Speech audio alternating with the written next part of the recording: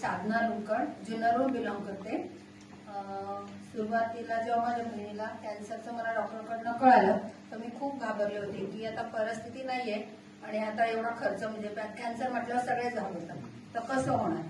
तर ती गाठ अशी बरीच मोठी होती तर समजत नव्हतं नेमकं काय करावं.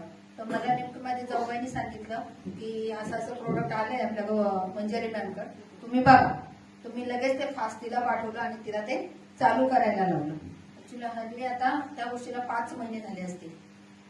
तिला ते घ्यायला लावलं आणि तिला केमो पण सुरुवात केली आम्ही आणि आळंदीलाच केमो झालेत. केमो करता करता हा ज्यूस घेतला पण तिला बाकीचं कुठल्याही एखाद गोळी वगैरे काही द्यावी लागली नाही. आणि आता तिचा पेट स्कॅन केलाय तर रिझल्ट मध्ये तर गाठ कुठं लागत नाहीये.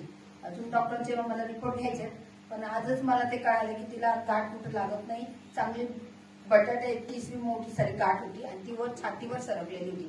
2nd लेवलचा कॅन्सर होता तो. आता ऐका तिच्याकडनं बोल थोडंसं बोल आणि कसं वाटत होतं तुला बोल. त्रास मला होता तो स्टार्टिंगला पडले होते आणि त्याच्यामुळं तोही त्याचं जास्त साईड इफेक्ट झाला माझ्या शरीरावर.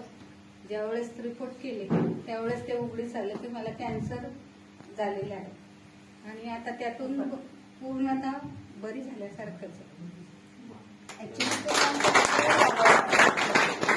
पण आता रिपोर्ट मध्ये तर नील दाखवते. थँक्यू.